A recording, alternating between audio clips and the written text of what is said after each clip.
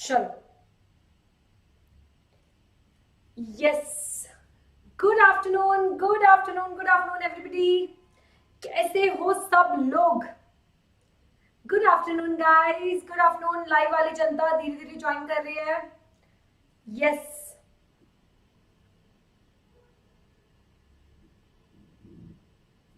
चलो भाई, आज बहुत ही इंपॉर्टेंट टॉपिक हम लोग करने वाले हैं, इसीलिए सब लोग एकदम तैयार रहिए। यस, कैसे हो सब लोग? मस्त, एकदम मजे में, एक नंबर। अकाउंट्स का लेक्चर 2:30 है। एक्चुअली कुछ थोड़ा सा मिसकम्युनिकेशन हो गया।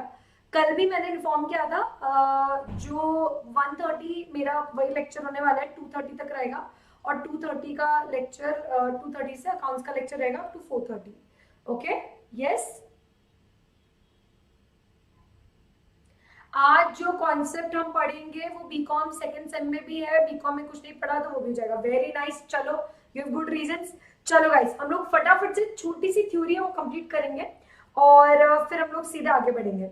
कल हम लोगों ने एंटरप्राइज ऑब्जेक्टिव स्टार्ट किया था, इफ यू रिमेम्बर, है ना? एंटरप्राइज ऑब्जेक्टिव में हम लोगों ने कल सबसे पहले ऑर्गेनिक ऑब्जेक्टिव्स किए थे, ठीक है? ऑर्गेनिक ऑब्जेक्टिव्स मांडलिया, आरके, हुजैफा, ऐश्वर्या, सौरभ, आदित्य, सब लोग ध्यान से सुनना। हाँ, तो कल हम लोगों ने एंटरप्राइज ऑब्जेक्टिव्स किए थे, उसमें हम लोगों ने सर्वाइवल और ग्रोथ पढ़ा था, ठीक है? उसके बाद हम लोगों ने किए थे सोशल ऑब्जेक्टिव, जिसमें हमने पढ़ा था कि एंटी सोशल कुछ नहीं करना है, एम्प्लॉयमेंट जनरेट करनी है। फिर हमने पढ़ा था ह्यूमन ऑब्जेक्टिव, जिसमें हमें ह्यूमन बींग्स को डेवलप करना है, एम्प्लॉयज को डेवलप करना है, उनको अच्छे से ट्रीट करना है, डिसीजन मेकिंग में पार्टिसिपेट कराना है। फिर हमने नेशनल ऑब्जेक्टिव पढ़ा था। एक हम लोगों का बाकी रह गया था, विच इज इकोनॉमिक ऑब्जेक्टिव, ठीक है? तो इकोनॉमिक ऑब्जेक्टिव क्या बोलता है, सब लोग ध्यान से सुनना। इकोनॉमिक ऑब्जेक्टिव मतलब कि कोई भी धंधा चलेगा तब जब वो प्रॉफिट बना सके, बात सिंपल है, ठीक है? अगर आप ऐसा कोई धंधा करते हो, जैसे तुम शार्क टैंक अगर देखोगे, तो शार्क टैंक में वो जैसे कोई नया प्रोडक्ट आता है और जो शार्क्स को अगर वो पसंद आने लगता है ना, तो सबसे पहले पता है क्या बोलता है? यार तू कॉस्ट इतनी दे रहा है, ठीक है, और तेरा प्रॉफिट इतना सा है, तू धंधा कैसे चलाएगा? ठीक है, उसमें अश्लील गौरा बोलता है बंद कर दे, है ना? बोलता है ना बंद कर दे, क्या कर क्या रहा है तू भाई, बोलता है ना ऐसा। तो क्यों बोलता है वो? क्योंकि बात सिंपल है कि कोई भी धंधा अगर आपको चलाना है तो प्रॉफिट मैक्सिमाइज करना जरूरी है, प्रॉफिट कमाना जरूरी है, और वो क्या होता है? Economic objective. करेक्ट है? तो सबसे पहले इकोनॉमिक ऑब्जेक्टिव क्या है? प्रॉफिट मैक्सिमाइजेशन, ठीक है? तो इसमें कंपनी क्या करती है प्रॉफिट मैक्सिमाइजेशन में? अपना कॉस्ट प्राइस निकालते हैं, अपना सेलिंग प्राइस निकालते हैं, और उसके बीच का जो डिफरेंस है वो प्रॉफिट होता है, ठीक है? तो अकॉर्डिंगली अपनी कॉस्ट प्राइस सेलिंग प्राइस रखेगी, सो दैट वो प्रॉफिट कमा सके, सबसे पहला। दूसरा, वो ध्यान रखेगी कि जो भी वो ऑब्जेक्टिव अपना रखेगा, ठीक है, जो भी वो अपना गोल रखेगा, कंपनी अपना जो भी गोल, विजन, मिशन, ये कुछ भी जो भी बनाएगी, वो क्वांटिटेटिव होना चाहिए। अगले से क्वांटिटेटिव का मतलब क्या? कंपनी को ऐसा गोल बनाना पड़ेगा कि हम अगले साल 5 करोड़ प्रॉफिट कमाए, अगले साल हम 5% ग्रो करें, अगले साल हम 10% ग्रो करें। तो जो भी आप गोल बनाओ, वो कैसा बनाओ? क्वांटिफाइबल, कि हम उसको नंबर्स में मेजर कर पाए। आ रही बात समझ में? ठीक है। और हर कोई प्रॉफिट मैक्सिमाइज करना चाहता है। इन्वेस्टर्स चाहते हैं कि उनको रिटर्न अच्छा मिले, क्रेडिटर्स बैंक्स चाहती है कि उनको इंटरेस्ट अच्छा मिले, एम्प्लॉयज चाहते हैं उनको सैलरी अच्छी मिले, गवर्नमेंट चाहती है कि उनको टैक्सेस मिले, सोसाइटी चाहती है कि कंपनी ज्यादा ग्रो करे, सो दैट सोसाइटी को भी थोड़ा पैसा मिले। तो जितने भी स्टेक होल्डर्स हैं, हर कोई चाहता है कि प्रॉफिट मैक्सिमाइज हो। अब इसमें से क्वेश्चन कैसा आता है मैम? ये पूछा जा सकता है कि investors, creditors, employees, government, society, इन पांचों लोगों का कॉमन गोल क्या है? इन पांचों लोगों का कॉमन गोल क्या है? तो मैम इन पांचों लोगों का कॉमन गोल क्या है? Profit maximisation. ठीक है, किस किस का कॉमन गोल है लिख लो वहां पर, किस किस का है? क्रेडिटर्स, इन्वेस्टर्स, एम्प्लॉइज, गवर्नमेंट और सोसाइटी। इन सबका कॉमन गोल क्या है? Profit maximisation. इस पर क्या आ सकता है गाइस? एमसीक्यू। क्लियर है सबको? यस, ठीक है। अब प्रॉफिट मैक्सिमाइजेशन का जो ऑब्जेक्टिव है ना, वो कहीं ना कहीं थोड़ा सा क्रिटिसाइज हुआ है। ठीक है, क्या हुआ है? थोड़ा सा क्रिटिसाइज हुआ है। क्रिटिसाइज होने का मतलब क्या होता है? उसको कुछ लोगों ने अच्छा नहीं बोला। ठीक है, सबसे पहला क्या? सबसे पहला सैटिस्फिसिंग। सैटिस्फिसिंग का मतलब क्या होता है? ध्यान से सुनना। एच ए साइमन ने बोला that firms have satisfying behavior and strive for profits that are satisfactory. तो कभी कभी एच ए साइमन ने बोला कि कभी कभी जो फर्म्स होती है ना, उनका बिहेवियर कैसा हो जाता है, सैटिस्फिशिंग. सैटिस्फिशिंग का मतलब क्या, कि उनको सेटिस्फैक्शन तभी मिलेगा जब प्रॉफिट होगा, वरना वो धंधा बंद कर देंगे. मतलब प्रॉफिट के पीछे इतना अंधे हो जाते हैं वो लोग कि अगर कभी कभी उनको लॉस हो जाता है ना तो धंधा बंद कर देते हैं. उस बिहेवियर को हम क्या बोलते हैं, सैटिस्फिशिंग. सैटिस्फिशिंग को अगर अपन थोड़ा सिंपल लैंग्वेज में बोलेंगे तो लिख लो वहां पर, प्रॉफिट के पीछे पागल हो जाना. क्या हो जाना, प्रॉफिट के पीछे पागल हो जाना. उस बिहेवियर को हम क्या बोलते हैं, सैटिस्फिशिंग बिहेवियर. आ रही क्या बात समझ में, ठीक है. वहां पे लिखा सब लोगों ने प्रॉफिट के पीछे पागल हो जाना, ठीक है. दूसरा है सेल्स मैक्सिमाइजेशन. अब यहाँ पर बोमोल ने क्या बोला कि कंपनीज प्रॉफिट मैक्सिमाइजेशन पे फोकस करती है, बट बॉमोल ने बोला कि अगर तुमने सेल्स मैक्सिमाइज करने की कोशिश की ना, कि हमारी ज्यादा सेल्स हो, ज्यादा सेल्स हो, ज्यादा सेल्स हो, तो ऑटोमेटिकली प्रॉफिट अपने आप चल के तुम्हारे पीछे आएगा. आ रही क्या बात समझ में, ठीक है. यस, सीधी सी बात है. आमिर खान ने बोलता है सक्सेस तुम्हारे पीछे आएगी, तू सही काम कर सक्सेस तेरे पीछे आएगी, तू मेहनत कर सक्सेस पीछे आएगी.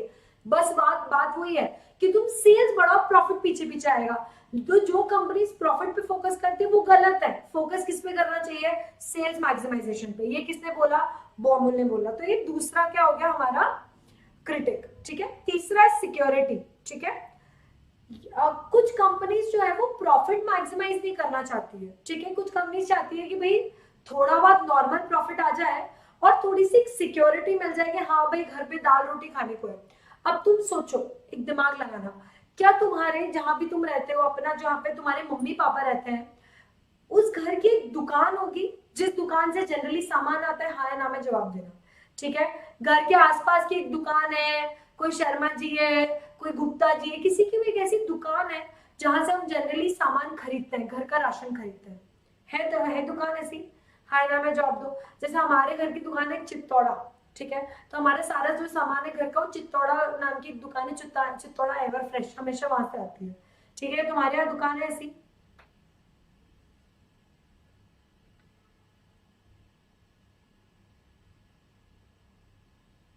है, right. So the point is, मैं उस दुकान की बात कर रही हूं जहां से तुम्हारा सामान आता है घर का. क्या तुमने वो दुकान देखी कि सालों सालों से वो वहीं बैठे हैं, वो अंकल वहीं बैठे हैं, वो वही गल्ला चला रहे हैं, उनका बेटा आ गया वो चला रहा है, उनका बेटा आ गया वो चला रहा है. सालों से वो दुकान वैसी की वैसी, उन्होंने ज्यादा एक्सपेंशन भी नहीं किया है. क्यों, क्योंकि उनको सिक्योरिटी चाहिए, उनको प्रॉफिट्स मैक्सिमाइज नहीं करना है, उन्होंने धंधा नहीं बढ़ाया है. वो उस दुकान पे प्रोडक्ट्स वही मैगी उतने में बेचे जा रहे हैं, एक एक 2-2 रुपए 3-3 रुपए 4-4 रुपए का प्रॉफिट कमाते जा रहे हैं बस. तो कुछ लोगों को प्रॉफिट ज्यादा नहीं कमाना है, उनको बस सिक्योरिटी चाहिए कि हमको ज्यादा धंधा नहीं बढ़ाना है, हम मिडिल क्लास है, हम थोड़े रिस्क लेके खुश हैं, बस हमको सिक्योरिटी चाहिए कि घर में दाल रोटी है. तो ये भी कुछ लोगों का गोल होता है. आ रही बात समझ में. फिर कुछ क्रिटिक्स ने ऐसा बोला कि प्रॉफिट मैक्सिमाइजेशन ही गोल नहीं होता है, टोटल 4 गोल्स होते हैं. कितने गोल्स होते हैं, 4 गोल्स होते हैं. एक है प्रॉफिट गोल, दूसरा प्रोडक्शन गोल, ठीक है. प्रॉफिट गोल मतलब क्या है, production goal, inventory goal, sales goal and market share goal, ठीक है. तो 4 गोल होते हैं कि आप प्रोडक्शन सही करो, आप सही स्टॉक रखो, कि डेड स्टॉक नहीं, इन्वेंट्री मतलब स्टॉक, ठीक है. आप सेल्स सही करो और आप सही मार्केट शेयर रखो. अगर आपने चारों गोल्स अचीव कर ली तो प्रॉफिट अपने आप आ जाएगा. आ रही क्या बात समझ में, यस, ठीक है. यस मैम, खोंदी का बिजनेस 1983 से चल रहा है, मैं बोल रहा हूँ ना भाई, तो उनकी सिक्योरिटी उनका गोल है, प्रॉफिट मैक्सिमाइजेशन गोल नहीं है, ठीक है. अच्छा, सायर्ट और मार्च ने, ठीक है, मैम इनका नाम याद रखना है क्या, यस, ठीक है. तो सायर्ट और मार्च ने क्या बोला कि प्रॉफिट गोल नहीं है, 4 गोल है जिससे प्रॉफिट अपने आप आ जाएगा. पहला, आप प्रोडक्शन सही करो, दूसरा आप स्टॉक सही क्वांटिटी में रखो, फिर सही सेल्स करो और मार्केट शेयर सही अक्वायर कर लो. ये 4 चीज कर ली तो प्रॉफिट अपने आप आ जाएगा. आ रही क्या बात समझ में, ठीक है. फिर उसके बाद लार्ज बिजनेस कॉर्पोरेशन में, जो लार्ज बिजनेस कॉर्पोरेशन होती है, बड़ी बड़ी कंपनीज होती है, उसमें ओनर्स अलग होते हैं और मैनेजर्स अलग होते हैं, ठीक है. मैनेजर्स अलग होते हैं और ओनर्स अलग होते हैं, करेक्ट है. ओनर जो है, जैसे कंपनी है तो ओनर का काम है प्रॉफिट कमाना, लेकिन मैनेजर का काम है प्रॉफिट देना और दूसरी चीजें करना, कंपनी को और बड़ा करना, ग्रो करना। तो मैनेजर के ऑब्जेक्टिव्स प्रॉफिट कमाना नहीं होते, मैनेजर के ऑब्जेक्टिव्स दूसरे होते हैं। हमारी बात समझ में? तो वो ऑर्गेनाइजेशन जो कंपनी फॉर्म में है उसमें managerial objectives are not profit making, they are to run the business well. आ रही बात समझ में? बहुत अच्छे से। और आखिरी मैनेजरियल यूटिलिटी, ठीक है। तो विलियमसन नाम का एक बहुत ही बड़ा ऑथर है जिसने क्या बोला है कि ओनर प्रॉफिट मैक्सिमाइजेशन चाहते हैं, अपन वैसे पढ़ चुके हैं कल ही, बट मैनेजर्स क्या चाहते हैं? मैनेजर्स चाहते हैं कि उनकी सैलरी ज्यादा बढ़े, मैनेजर्स क्या चाहते हैं? उनकी सैलरी ज्यादा बढ़े। तो ये कहीं ना कहीं एक होता ही है कि यूटिलिटी फंक्शन का प्रॉब्लम कॉन्ट्रडिक्ट करता ही है, करेक्ट है। तो profit maximisation is an economic objective, ये हम पढ़ चुके हैं। पर उसके क्रिटिसिज्म उसको क्या मिले, उसको बुराइयां क्या मिली, उसको एक तरह से पत्थर मारे गए प्रॉफिट मैक्सिमाइजेशन के ऑब्जेक्टिव को। क्या क्या बोला गया कि एच एस ने बोला कि कुछ लोग सैटिस्फिशिंग करते हैं, मतलब प्रॉफिट के पीछे अंधे होकर भागते हैं, वो गलत है। दूसरा, बॉमोल ने बोला कि सेल्स के पीछे भागो, प्रॉफिट ऑटोमेटिकली मिलेगा। तीसरा, वही घर शर्मा जी की दुकान पास, घर वाली दुकान जिसमें जो दुकान बढ़ ही नहीं रही क्योंकि उनको सिक्योरिटी चाहिए, उनको प्रॉफिट से फर्क नहीं पड़ता। फिर उसके बाद 4 ने बोला कि अगर 4 गोल्स अचीव कर लिए, प्रोडक्शन, इन्वेंट्री, सेल्स और मार्केट ग्रोथ, तो इवेंचुअली मार्केट शेयर, तो इवेंचुअली आपको प्रॉफिट मिल जाएगा। उसके बाद आखिरी में जो यूटिलिटी फंक्शन होता है वो ओनर और मैनेजर का अलग होता है। ओनर को प्रॉफिट चाहिए पर मैनेजर को क्या चाहिए? सैलरी। तो ये सारे क्या हुए? एक तरह से क्रिटिसिज्म मिले किसको? इकोनॉमिक ऑब्जेक्टिव को। क्लियर है क्या सबको?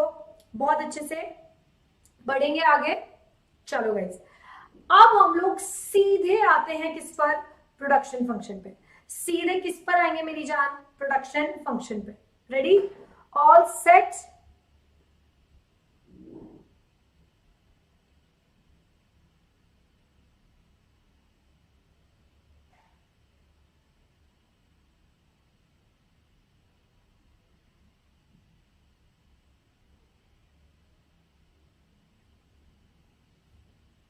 अब देखो प्रोडक्शन क्या होता है, ध्यान से सुनना।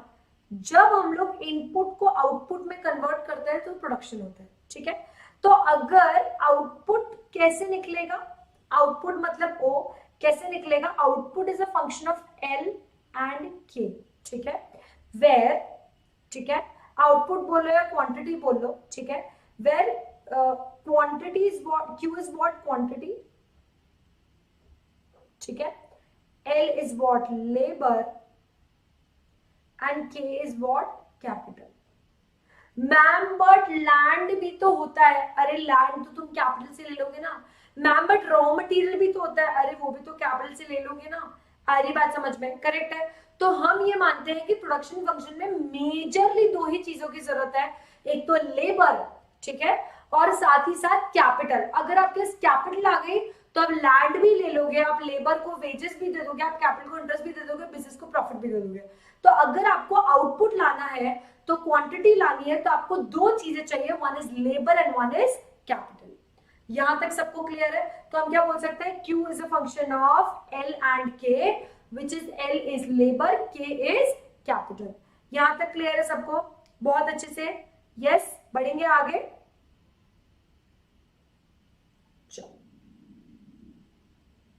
ठीक है। So production function is a relationship between physical inputs and physical output. तो जब हम फिजिकल इनपुट जैसे रॉ मटेरियल अगर हम इनपुट करते हैं तो जो उसका फिजिकल आउटपुट निकलता है उसको हम क्या बोलते हैं? प्रोडक्शन फंक्शन बोलते हैं, ठीक है। तो इनपुट आउटपुट के बीच में जो भी रिलेशनशिप है कि भाई कितना इनपुट डाला, कितना आउटपुट निकला, उसको हम क्या बोलते हैं? प्रोडक्शन बोलते हैं। तो production is a relationship between input and output. आ रही क्या बात समझ में? बहुत अच्छे से, ठीक है। अब एक प्रोडक्शन फंक्शन है कॉब डगलस प्रोडक्शन फंक्शन। कौन सा है? Cobb Douglas production function. Cobb Douglas क्यों बोलते हैं? क्योंकि डगलस एक बंदा है, पॉल एच डगलस, और सी डब्ल्यू कॉब एक दूसरा बंदा है। ये दोनों ने अमेरिका में जितनी भी मैन्युफैक्चरिंग इंडस्ट्रीज थी उन पर स्टडी किया और उनकी स्टडी के बेसिस पर एक प्रोडक्शन फंक्शन निकाला। क्या निकाला? प्रोडक्शन फंक्शन निकाला, ठीक है। यस, सब लोग ध्यान से सुनना। सब लोगों के पास कॉपी है, नोट करते जाना।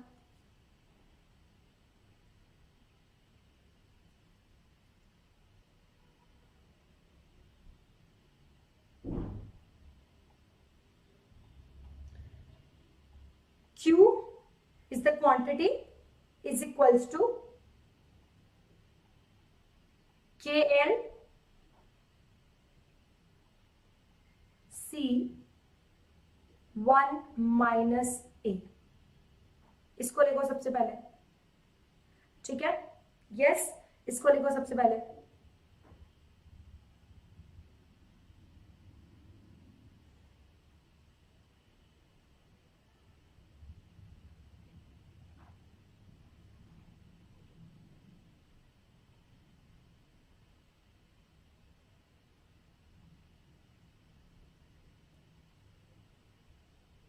लिखा?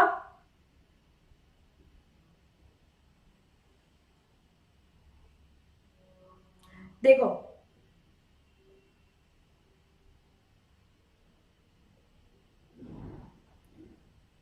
अब ध्यान से सुनना, इसके हिसाब से L इज लेबर, ठीक है, ऑफ कोर्स यहां पर भी क्या है, यहां पर L इज लेबर, ठीक है, C इज कैपिटल, ठीक है, तो L क्या हो गया, लेबर हो गया, C क्या हो गया, कैपिटल हो गया, यहां तक क्लियर है, ठीक है।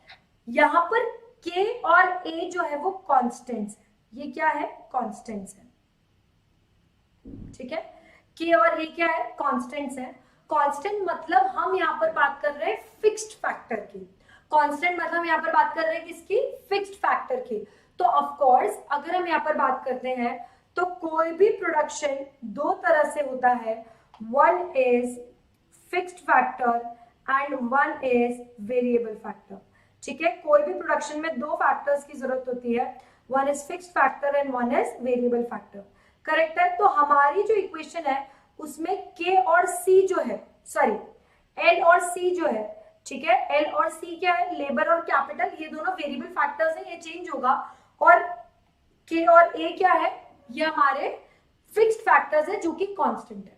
आ रही क्या बात समझ में, बहुत अच्छे से, यस, ठीक है। नाउ इसके हिसाब से labor contributed about 3/4 of the 3/4 and capital about 1/4 in the increase in manufacturing production। हमने 1 minus a क्यों लिखा है यहाँ पर, because 1 minus a इक्वेशन ये बोलता है कि लेबर जो है वो 3/4 कंट्रीब्यूशन कर रहे हैं, ठीक है। मतलब अगर हम मैन्युफैक्चरिंग करेंगे तो अगर एक यूनिट बन रही है तो एक यूनिट में कंट्रीब्यूशन 3/4 कंट्रीब्यूशन लेबर का है और 1/4 कंट्रीब्यूशन किसका है, कैपिटल का है। आ रही बात समझ में, बहुत अच्छे से। तो के एल ए सी ब्रैकेट में 1 माइनस ए का मतलब क्या होता है कि देखो कैपिटल का कंट्रीब्यूशन कितना है, सिर्फ 1/4 है, और हमारे लेबर का कंट्रीब्यूशन कितना है, सिर्फ कितना है, 3/4 है। तो उस हिसाब से एक क्वांटिटी किससे होगी, लेबर से, कैपिटल से, उसके साथ फिक्स्ड कांस्टेंट से, जो कांस्टेंट है, जो फिक्स्ड फैक्टर है, और उसके बाद एक और चीज हमने से फिगर आउट की which is what, which is कि कैपिटल का कंट्रीब्यूशन 1/4 है और लेबर का कंट्रीब्यूशन 3/4 है। आ रही क्या बात समझ में, ये किसने बोला, कॉब डॉगलस ने बोला। कॉब कौन है, CW कॉब, डॉगलस कौन है, पॉल H डॉगलस। ये कहां से आए हैं, अमेरिकन मैन्युफैक्चरिंग इंडस्ट्रीज से आए हैं, फ्रॉम यूनाइटेड स्टेट्स। आ रही है क्या बात समझ में, बहुत अच्छे से। इसमें कोई डाउट, समस्या, आपत्ति? तो हमने यहाँ पर तीन चीजें देखी। सबसे पहले L is labour, C is capital, K और A कांस्टेंट है, लेबर 3/4 कंट्रीब्यूशन कर रही है मैन्युफैक्चरिंग में और कैपिटल 1/4 कंट्रीब्यूशन कर रही है। सबको एकदम बड़े तरीके से क्लियर है, बढ़ेंगे आगे अब। चलो अब ध्यान से सुनना, देखो जब भी प्रोडक्शन करते हैं तो प्रोडक्शन दो तरीके से कर सकते हैं, या तो शॉर्ट पीरियड में करो या लॉन्ग पीरियड में करो। आपका प्लान क्या है उस हिसाब से इनपुट आउटपुट रेशियो डिटरमाइन होगा, करेक्ट है। कितना इनपुट से कितना आउटपुट निकलेगा, इनपुट आउटपुट का रिलेशनशिप क्या होगा, वो डिपेंड करता है कि आपका प्रोडक्शन शॉर्ट रन है ये लॉन्ग रन है, शॉर्ट पीरियड है लॉन्ग पीरियड है। शॉर्ट रन शॉर्ट पीरियड एक होता है, लॉन्ग रन लॉन्ग पीरियड एक होता है। आ रही बात समझ में, शॉर्ट रन नाम से शॉर्ट है, शॉर्ट पीरियड है, ऐसा पीरियड होता है जिसमें नई मशीनरी प्रोडक्शन के लिए हम नहीं खरीदते हैं। The period is so short कि हम नई मशीनरी, न्यू मशीनरीज हम इंस्टॉल कर नहीं सकते हैं। It can be 6 months, it can be 8 months, it can be 1 year, ये डिपेंड करता है बिजनेस टू बिजनेस। बट ये पीरियड इतना छोटा होता है कि आप इसमें नए टूल्स, नई मशीनरी, प्रोडक्शन कैपेसिटी को बढ़ाने के लिए नहीं ला सकते। आ रही क्या बात समझ में? लेकिन मेरी जान लॉन्ग पीरियड वो होता है जिसमें आप अगर प्रोडक्शन बढ़ाना चाहते हो तो आप नई मशीनरी, नए टूल्स वगैरह ला सकते हो। यहां तक क्लियर है? दूसरा, मैंने जैसे आपको बताया कि प्रोडक्शन में दो तरह के फैक्टर्स होते हैं, फिक्स्ड एंड वेरिएबल। ठीक है, fixed and variable. Fixed factor कौन कौन से हो गए? जैसे आपका लैंड, क्या बार बार आप जगह बदलते हो? नहीं। तो फिक्स फैक्टर वो जिसको बार बार बदलते नहीं हो। करेक्ट है, राइट। स्पेशली शॉर्ट पीरियड में तो दो फैक्टर्स रहेंगे, फिक्स्ड एंड वेरिएबल। फिक्स्ड वो जो बार बार नहीं बदलता, जैसे कि लैंड, आप जगह तो नहीं बदलोगे, लेकिन लेबर और कैपिटल तो बदलती रहती है, लेबर और कैपिटल तो बदलती रहती है। करेक्ट है। तो लैंड क्या हो गया? फिक्स्ड फैक्टर, और लेबर और कैपिटल क्या हो गया? Variable factor. आ रही बात समझ में? लेकिन एक खास बात बताऊं, शॉर्ट रन में अगर हम बात करें तो शॉर्ट रन में तो करेक्ट लैंड हो गया फिक्स्ड फैक्टर और लेबर कैपिटल क्या हो गया? वेरिएबल हो गया। करेक्ट है। लेकिन लॉन्ग रन में अगर हम बात करते हैं तो लैंड भी तो आप लॉन्ग रन में चेंज कर सकते हो। अरे भाई मैं एक साल के अंदर आज बिजनेस चालू किया है, मैं एक साल में अपनी जमीन चेंज नहीं कर रही हूँ, मैं प्लेस ऑफ बिजनेस चेंज नहीं कर रही हूँ, 5 साल में तो कर सकती हूँ। 5 साल किसने देखा? तो लॉन्ग रन में देखा जाए तो लैंड भी फिक्स नहीं होता, लैंड भी फिक्स नहीं होता, भरोसा नहीं कि हम वहीं पे धंधा करेंगे, लैंड भी वेरिएबल हो जाता है। और लेबर कैपिटल तो वेरिएबल था ही। तो मैम क्या हम ऐसा बोल सकते हैं कि शॉर्ट रन में there are two factors of production, two types of factors, one is fixed factor and one is variable factor, but long run में there is only one type of factor which is variable factor. यहां तक समझ में आया सबको? इसमें किसी को कोई डाउट, समस्या, आपत्ति? एक बार मैं चाहती हूँ आप लोग इसका फोटो ले लो, इसका फोटो ले लो गाइस।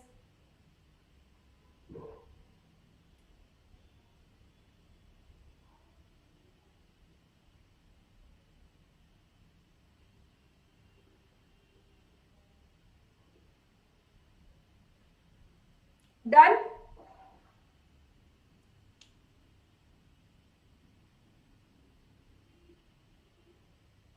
ठीक है, देखो। सो अब यहाँ पर शॉर्ट पीरियड में फैक्टर ऑफ प्रोडक्शन फिक्स्ड होता है, ठीक है, फिक्स्ड होता है, और कुछ वेरिएबल होता है। लेकिन लॉन्ग रन में there is no fixed factor, सारे के सारे क्या हो गए? वेरिएबल हो गए। आ रही बात समझ में? वेरिएबल क्या बोलता है कि शॉर्ट रन में फिक्स्ड भी होता है और वेरिएबल भी होता है। शॉर्ट रन में क्या होता है? फिक्स्ड भी होता है और वेरिएबल भी होता है, बट लॉन्ग रन में सारे क्या होता है? सिर्फ वेरिएबल होते हैं। आ रही बात समझ में? यस। अब फिक्स्ड ज्यादा यूज होता है कि वेरिएबल ज्यादा यूज होता है? ध्यान से सुनना।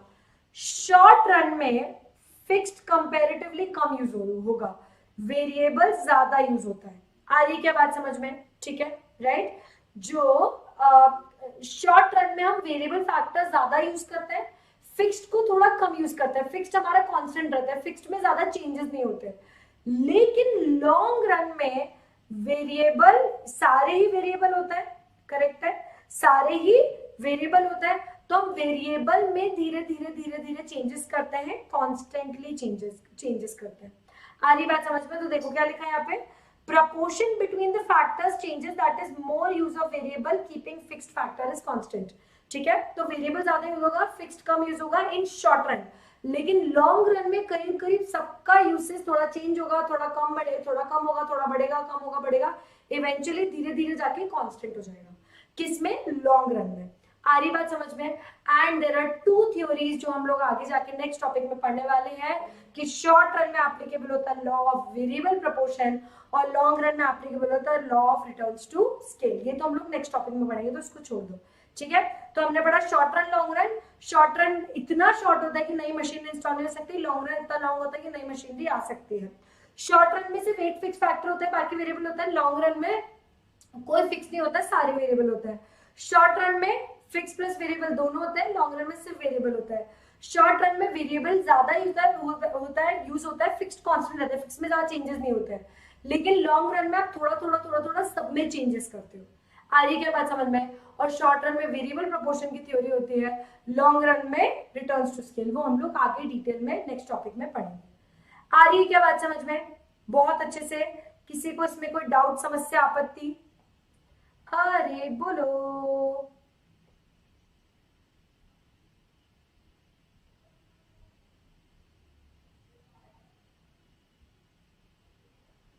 बढ़ेंगे आगे।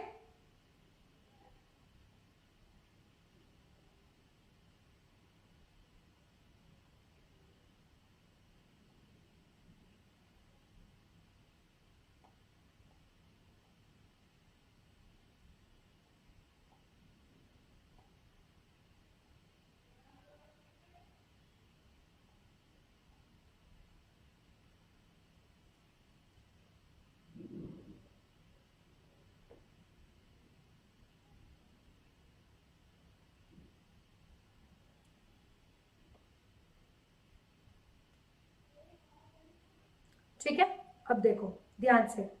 ठीक है, हम लोग सबसे पढ़ने वाले हैं, सबसे पहले पढ़ने वाले हैं लैंड विच इज फिक्स्ड। ठीक है, फिक्स्ड फैक्टर हो गया, है ना। Labour which is variable factor हो गया, करेक्ट है, राइट। उसके बाद marginal product, total product and average product. ठीक है, जिसको इसमें कुछ भी नहीं आता है कोई टेंशन नहीं है, आप लोग पढ़ेंगे सब समझ में आ जाएगा। लैंड जीरो है, लेबर जीरो है, तो मार्जिन प्रोडक्ट जीरो होगा, टोटल प्रोडक्ट भी जीरो होगा, एवरेज प्रोडक्ट भी कुछ नहीं होगा, करेक्ट है। ठीक है, उसके बाद लैंड वन है ना। लेबर हमने बढ़ा दिया 2 से।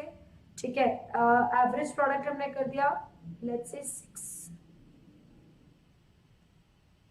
ठीक है, लैंड है 1, है ना। लेबर हमने कर दिया 3 और हमारा जो टोटल प्रोडक्ट है वो हो गया 20। लैंड है 1, लेबर हमने कर दिया 4 और हमने टोटल प्रोडक्ट कर दिया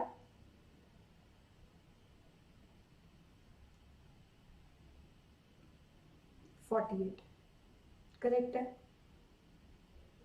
लैंड है 1, लेबर हो गया 5। ठीक है, हमने टोटल प्रोडक्ट कर दिया 72। ठीक है, 80, 84।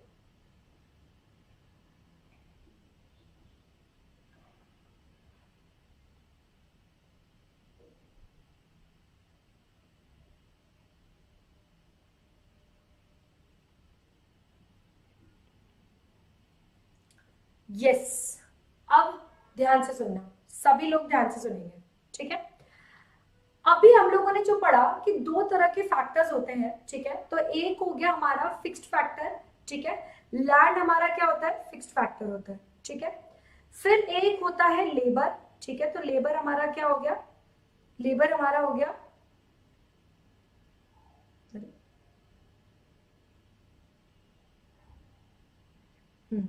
ठीक है, लेबर हमारा क्या हो गया, यहाँ पर वेरिएबल हो गया, करेक्ट है। उसके बाद अब total product. Now what is total product? Total product is the amount of quantity that you produce by adding inputs, correct है। अपन ने पढ़ा ना क्वांटिटी, क्वांटिटी जो हमने पढ़ा के एल, याद है, K L A C 1 minus according to Cobb Douglas, याद है। या फिर quantity is equals to function of labour and capital. तो लेबर और कैपिटल, फिक्स्ड और वेरिएबल फैक्टर को मिलाकर जब हम कोई भी आउटपुट निकालते हैं उसको हम क्या बोलते हैं, टोटल प्रोडक्ट। आ रही बात समझ में? अब लैंड जब 1 था और लेबर जब 0 था, तो 0 लेबर के बिना तो कुछ भी नहीं हो सकता। हमने पढ़ा है लैंड के उसमें, इफ यू रिमेंबर, हमने पढ़ा था कि लैंड एक ऐसा फैक्टर होता है जो कि लेबर के बिना काम नहीं कर सकता, करेक्ट है। तो इसलिए टोटल प्रोडक्ट तो हमारा क्या हो गया, 0 हो गया। ठीक है, अब अगर हमने लैंड सेम रखा, ठीक है, तो इससे आपको पहली बात तो क्या समझ आना चाहिए कि अगर फिक्स्ड फैक्टर कांस्टेंट चल रहा है तो हो सकता है शॉर्ट पीरियड फंक्शन है। ठीक है, कौन सा फंक्शन है, शॉर्ट पीरियड फंक्शन हो गया, करेक्ट है, क्योंकि लैंड फिक्स चल रहा है ना, राइट। तो शॉर्ट पीरियड फंक्शन में लैंड तो हमने एक रखा है ना, तो इसमें तो कोई टेंशन नहीं है। लेकिन लेबर तो वेरिएबल होता है। अगर हमें टोटल प्रोडक्ट बढ़ाना है तो अब हमें क्या बढ़ाना पड़ेगा, लेबर बढ़ाते जाना पड़ेगा। तो जब हम लोग एक लैंड और 2 लेबर रखते हैं तो हम 6 यूनिट प्रोड्यूस कर सकते हैं। फिर उसके बाद जब हम एक लैंड और 3 लेबर रखते थे तो हम 20 यूनिट प्रोड्यूस करते थे। जब हम एक लैंड और 4 लेबर रखते थे तो हम 48 यूनिट प्रोड्यूस करते थे। तो ऐसे करते करते हमारी यूनिट्स बढ़ गई। Now what is marginal product? Marginal product is nothing but the additional unit that you produce by adding additional variable factor। कि वेरिएबल फैक्टर अगर आप अपने इनपुट में बढ़ा रहे हो उसके कारण जितना आपका टोटल प्रोडक्ट बढ़ रहा है that is marginal product. That is what? That is marginal product. आ रही क्या बात समझ में? बहुत अच्छे से यस ठीक है। तो अब हमारा मार्जिनल प्रोडक्ट कैसे निकालेंगे हम? सॉरी हाँ मार्जिनल प्रोडक्ट कैसे निकालेंगे हम लोग?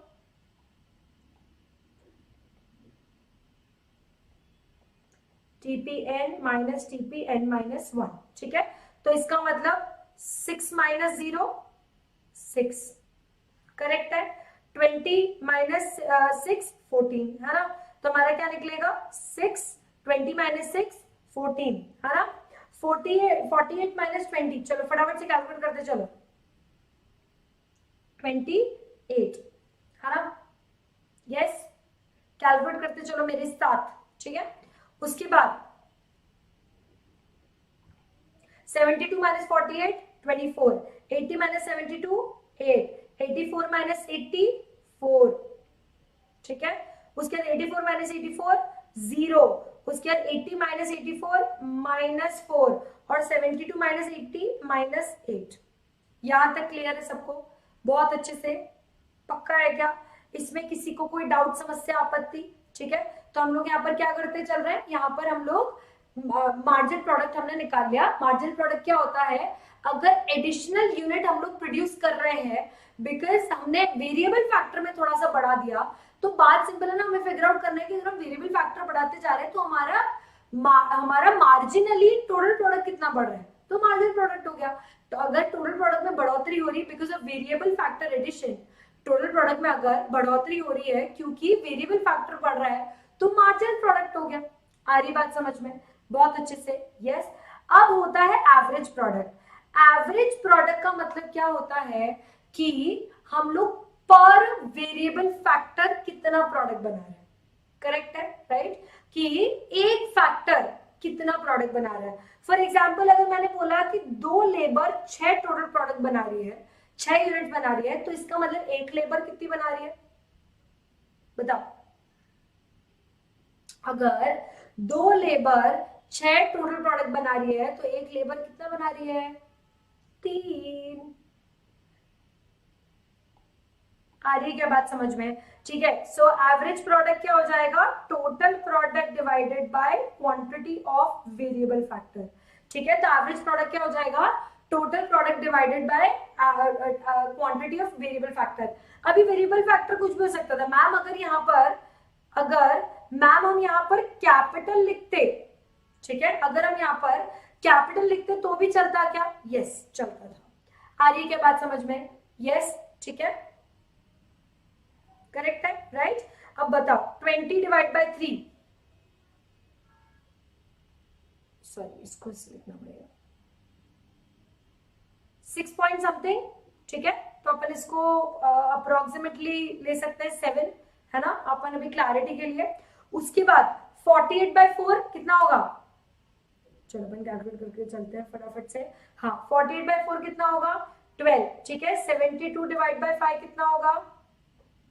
14 मतलब 15 ले लो है ना। 14.4 मतलब 15। ठीक है। 80 डिवाइड बाय 6 कितना होगा? 13.3 मतलब समझ लो 14। ठीक है। उसके बाद 84 डिवाइड बाय 7 कितना होगा? 12 है ना। उसके बाद 84 डिवाइड बाय 8 कितना होगा? 11। ठीक है। उसके बाद 80 डिवाइड बाय 9 कितना होगा? 9। ठीक है। और उसके बाद 70 डिवाइड बाय 10 7.2 मतलब 8 ले लो। आ रही है क्या बात समझ में? समझ में आया हमने इसको कैसे निकाला? यस ठीक है राइट। तो हमने पहले मार्जिनल प्रोडक्ट निकाल लिया, उसके बाद हम लोगों ने इसको क्या निकाला? हम लोगों ने इसका एवरेज प्रोडक्ट निकाल लिया। यहां तक सबको क्लियर है? अब हम लोग इसकी ग्राफ पे प्लॉटिंग करेंगे। ठीक है चलो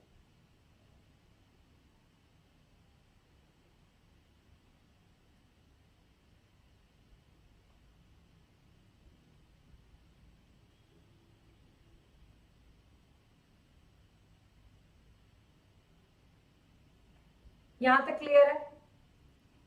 यस। चलो, सबसे पहले हम लोग क्या प्लॉट करेंगे? Total product. ठीक है, सबसे पहले हम क्या प्लॉट करेंगे? Total product. ठीक है, यहां पर ले लो आप लोग वेरिएबल फैक्टर्स, है ना, 0। यहां पर लेट्स हम लोग लेते हैं 10, 20, 30, 40, 50, 60, 70, 80, 90, 100। करेक्ट है? राइट, है ना?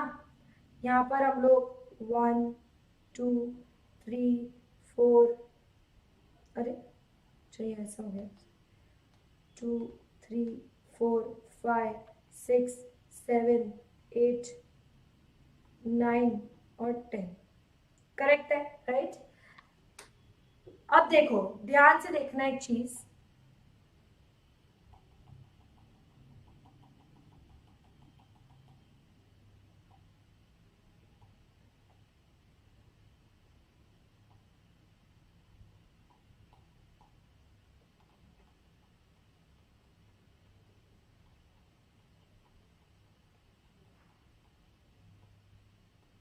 ठीक है?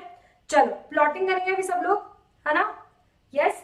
सबसे पहले फर्स्ट प्रोडक्ट पे तो टोटल प्रोडक्ट हमारा क्या था? 0।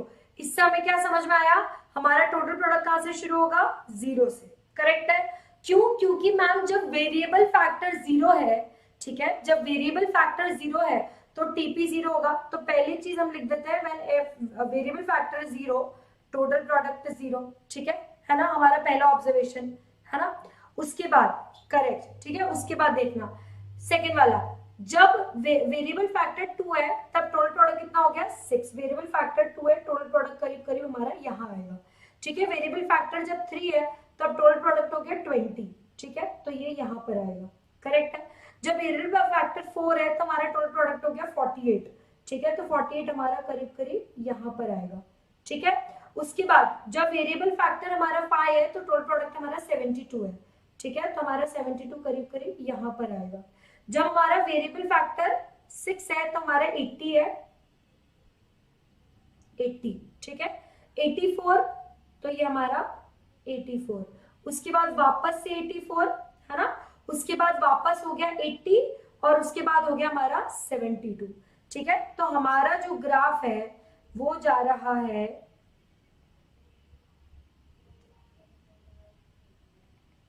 ठीक है, राइट। हमारा जो ग्राफ है वो ऊपर से नीचे 0 से स्टार्ट कर रहा है, एक लेवल तक ऊपर आ रहा है, उसके बाद कांस्टेंट जा रहा है और उसके बाद वो नीचे गिर रहा है। करेक्ट है? राइट। तो हम लोग यहाँ पर कुछ पॉइंट्स मार्क कर लेते हैं। ठीक है, देखो ये यहां तक, ठीक है, ये ए पॉइंट है। ठीक है ना? उसके बाद ये 3 पॉइंट्स हैं, बी, सी और डी, और ये पॉइंट है ई। ठीक है, ए पॉइंट तक वो ऊपर गया, बी सी डी पर करीब करीब कांस्टेंट था और उसके बाद वो ई पे गिरने लग गया। करेक्ट है? आप देखो 84 से 80 और 80 से 72 वो गिरने लग गया। करेक्ट है? यहां तक क्लियर है? अब हम यही प्लॉटिंग मार्जिनल प्रोडक्ट के उसमें करेंगे। ठीक है, यही प्लॉटिंग हम किस में करेंगे? मार्जिनल प्रोडक्ट में।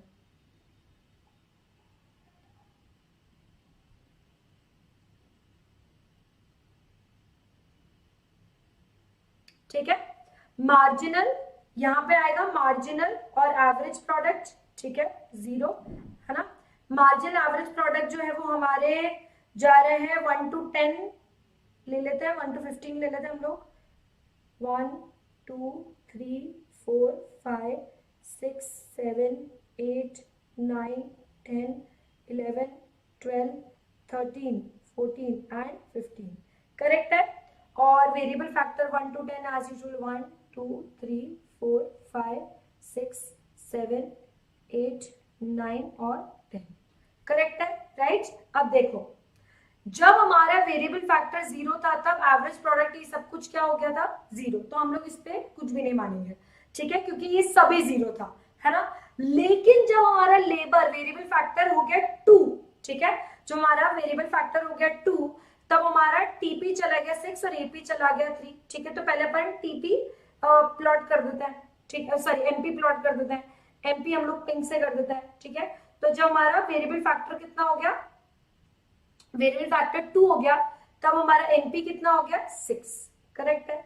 तो एमपी हो गया हमारा 6 एट 2, करेक्ट है। उसके बाद 3 4 5 6 7 8, तो हम लोग इस पे देखेंगे 14 28 24 8 4 0, 14 14, करेक्ट है, राइट। उसके बाद सॉरी 14, करेक्ट है। 28 ये ऊपर जाएगा करीब करीब, फिर उसके बाद 24,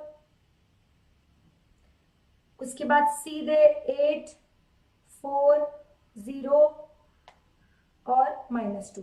तो हमारा जो ग्राफ है वो करीब करीब करीब करीब करीब करीब करीब करीब ऐसा जा रहा है, करेक्ट है, ठीक है। आप यहाँ पे देख लो, यहाँ पर वो 0 पर पहुंच रहा है और यहाँ पर वो नेगेटिव में जा रहा है ना। अब अगर हम एवरेज प्रोडक्ट देखेंगे तो हमारा एवरेज प्रोडक्ट जाएगा 3 7 12 15 14 12 11 9 एंड 8, ठीक है। तो हमारा जो एवरेज प्रोडक्ट है वो शुरू तो यहीं से होगा, है ना,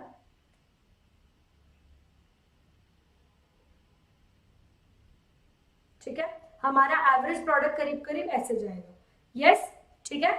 अब ध्यान से सुनना यहाँ पर क्या हो रहा है, यहाँ पर कुछ चीजें हैं जो मैं आप लोगों को लिखूंगी, आपको समझ में आएगा, ठीक है। जब वेरिएबल फैक्टर 0 रहता है तब टोटल प्रोडक्ट भी 0 रहता है, ये तो क्लैरिटी हो गई। दूसरा, जब मार्जिनल प्रोडक्ट बढ़ रहा है तब टोटल प्रोडक्ट भी बढ़ रहा है एट इंक्रीजिंग रेट, ठीक है। देखो मैंने ऊपर पॉइंट्स मार्क किए थे, यहां पे देखना, जब हमारा मार्जिनल प्रोडक्ट बढ़ा, ठीक है, जब हमारा मार्जिनल प्रोडक्ट यहां तक बढ़ा तब हमारा टोटल प्रोडक्ट भी ए तक बढ़ा, ठीक है। सो ए करीब करीब हमारा वो पॉइंट है, ए हमारा वो पॉइंट है जब दोनों इंक्रीजिंग रेट पे बढ़ रहे हैं, करेक्ट है। तीसरा, जब मार्जिनल प्रोडक्ट गिरा, ठीक है, तब भी टोटल प्रोडक्ट तो बढ़ा बट डिक्रीजिंग रेट पे, ठीक है, राइट।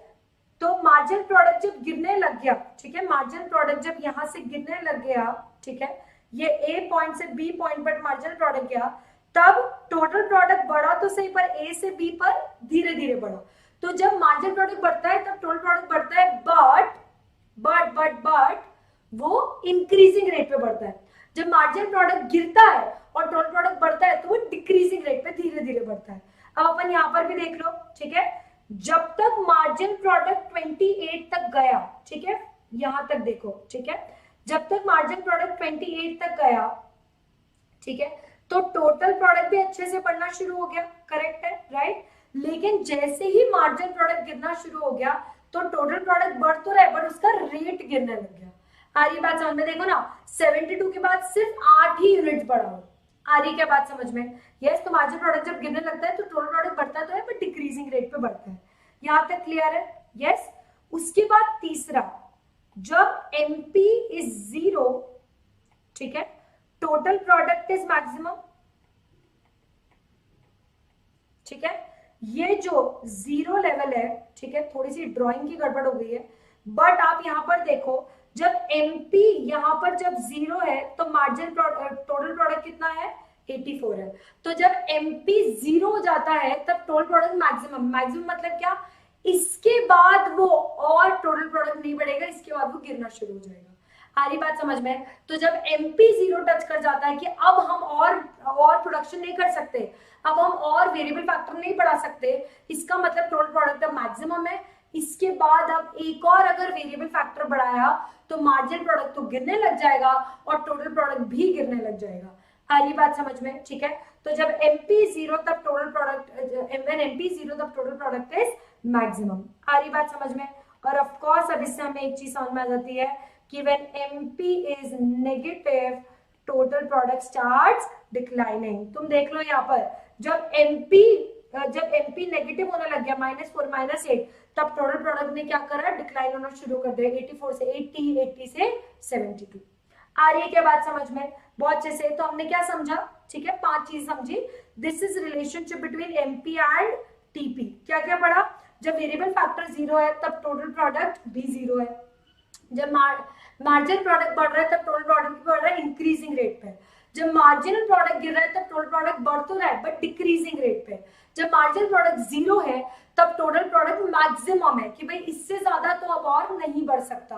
और आखिरी में जब मार्जिनल प्रोडक्ट नेगेटिव है, ठीक है, जब मार्जिनल प्रोडक्ट अब मतलब इसका मतलब अब एडिशनल यूनिट बढ़ नहीं रही है, अब तो पहले से और कम यूनिट प्रोड्यूस कर रहे हैं, तो इसका मतलब टोटल प्रोडक्ट गिर रहा है और मार्जिनल प्रोडक्ट नेगेटिव है। आ रही क्या बात समझ में? क्लियर है सबको? ठीक है। अब अगर हम बात करते हैं एमपी और एपी के बीच में क्या रिलेशनशिप है, ठीक है, तो अब देखो यहां पर इस पॉइंट को हम बात कर रहे हैं क्यों। तो जब देखो ध्यान से, ये है एमपी की लाइन और ये है एपी की लाइन, ठीक है। तो जब एमपी की लाइन एपी के ऊपर है, ये एमपी की लाइन है, ये एमपी की लाइन है और ये एवरेज प्रोडक्ट की लाइन है, तो जब एमपी की लाइन एपी की लाइन से ऊपर है, ठीक है, तब तो एपी बढ़ रहा है, ठीक है। When MP is above AP, ठीक है, तब एपी बढ़ रहा है। तुम देख लो,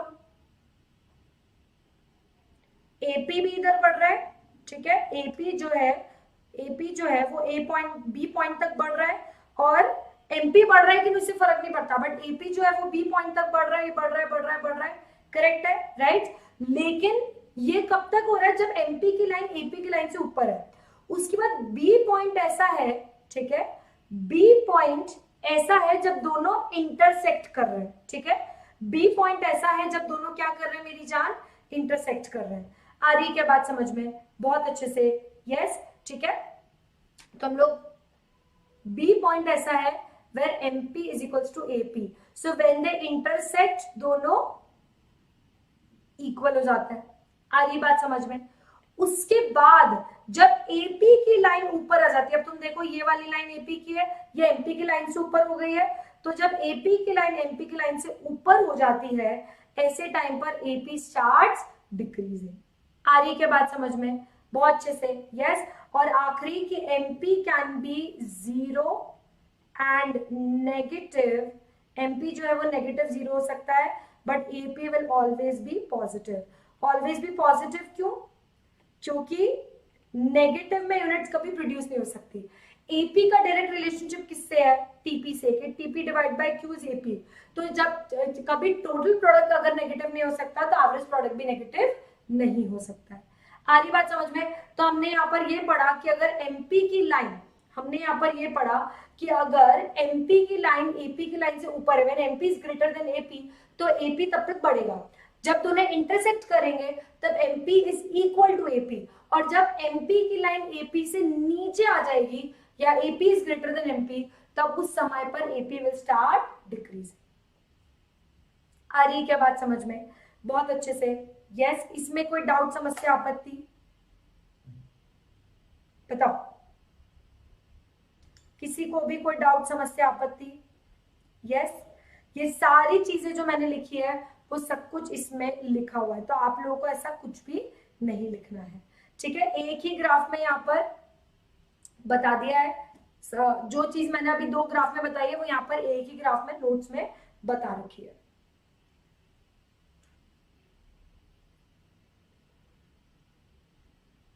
done done done done, yes. चलो, अब आप लोगों को आज मैं एक छोटा सा होमवर्क दे रही हूँ। होमवर्क ये है कि आप लोगों को ये वाला जो पूरा टॉपिक है प्रोडक्शन, वो आप लोगों को अच्छे से करके आना है। मंडे, अब हम लोग सैटरडे को नहीं मिलेंगे, हम लोग सीधे मंडे को मिलेंगे।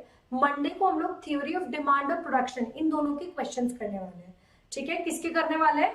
थ्योरी ऑफ डिमांड और प्रोडक्शन दोनों के क्वेश्चंस करने वाले हैं। तो बहुत ही एमसीक्यू, तो बहुत ही इंपॉर्टेंट दिन है मंडे को। तो आप लोग अब सीधे मुझे मंडे को मिलोगे। मंडे से वही सेम स्केड्यूल चलेगा हम लोगों का, फेस टू फेस रहेगा, ऑनलाइन रहेगा, 3:30 बजे हम लोग मिलेंगे। Done done done done done, ठीक है ना? Yes, all right guys, all right, so now I'll see you on Monday directly. तब तक के लिए have a good day, bye bye, take care, बहुत सारे